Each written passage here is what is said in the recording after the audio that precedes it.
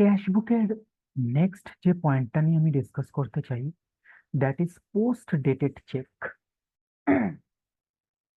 মন দিয়ে শুনছো?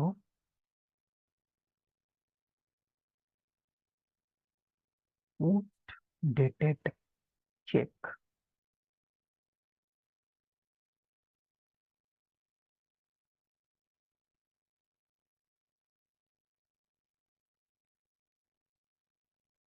ধরো তুমি কারোর থেকে একটা পোস্ট ডেটেড চেক রিসিভ করছো। Received post dated check ₹1,00,000।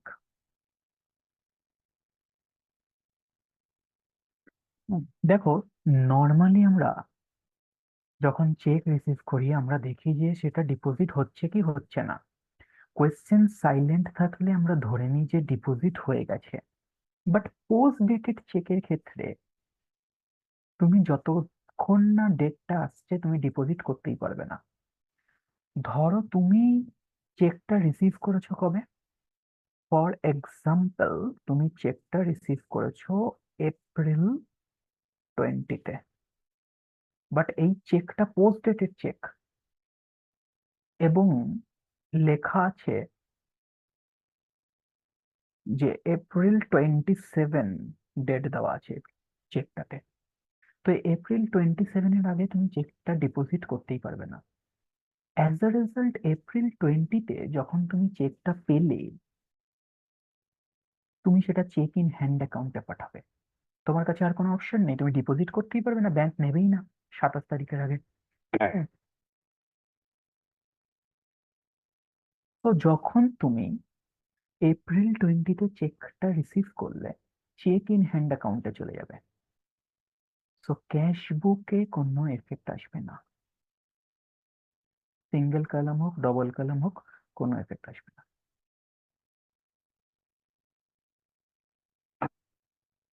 এইবারে ধরো April 27 চলে এলো, কোয়েশ্চেনে বললো April 27-এ বলে দিল চেক ইজ ডিপোজিটেড। আর কিছু না বললেও আমি ধরে নেব যে ডেট চলে এসছে মানে আমি ডিপোজিট করে দিয়েছি। তখন আমি এন্ট্রি কি করব? তখন আমি April 27-এ টু চেক ইন হ্যান্ড বলে লিখবো। To cheque in hand account,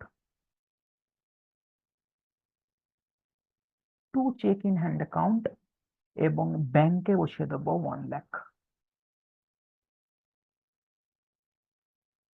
to cheque in hand account, ব্যাংকে বসিয়ে দেবো 1,00,000। So this is about post-dated check receipt. এইবারে ধরো তুমি ইস্যু করেছো পোস্ট-ডেটেড চেক April 20-তে, তুমি একটা পোস্ট-ডেটেড চেক ইস্যু করেছো।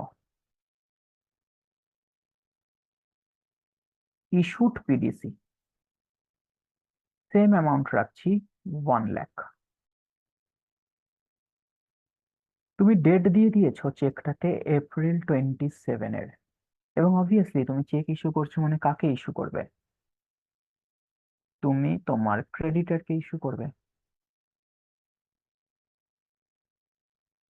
তো April 20-তে তুমি একটা চেক ইস্যু করছো, বাট ক্রেডিটরকে বলছো যে তুমি April 27-এর আগে চেকটা ডিপোজিট করতে পারবে না, এবং চেকেও তুমি ডেটটা দিচ্ছ April 27-এর। ভালো করে ভেবে দেখো তো, April 20-তে ক্রেডিটর কি টাকা পাচ্ছে? The answer is no. তোমার অ্যাকাউন্ট থেকে কি কমছে? The answer is no. তাহলে April 20-তে বুকস অফ অ্যাকাউন্টসে কোনো এন্ট্রি হবে না। পোস্ট ডেটেড চেক ইস্যু যখন করছো, ডেট অফ ইস্যুয়েন্সে কোনো এন্ট্রি হয় না। রিসিভ করলে চেক ইন হ্যান্ডে যেত, বাট ইস্যু করলে কোনো এন্ট্রি হয় না।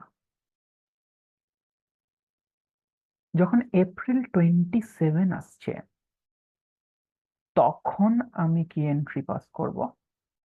তখন আমি এন্ট্রি পাস করব বাই ক্রেডিটার অ্যাকাউন্ট। ব্যাংকে লিখবো 1 লাখ। যদি কোয়েশ্চেনে বলে দেয় যে April 27 the post dated check is honoured, same entry. Honoured মানে টাকা তুলে নিয়েছে।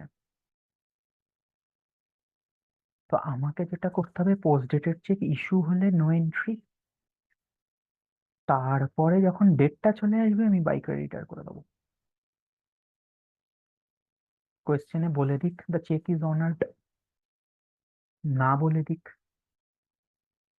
পোস্ট ডেটেড চেকের ডেটটা চলে এলে আমি বাই ক্রেডিটার করে দেবো।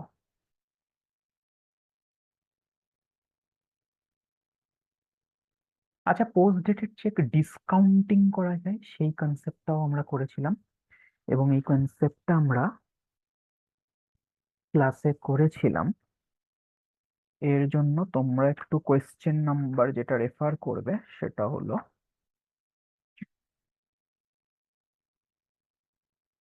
কোয়েশ্চেন নাম্বার 16, যেটা আমরা ক্লাসে আলোচনা করেছিলাম। So this was about revision of post dated check with relation to cash book.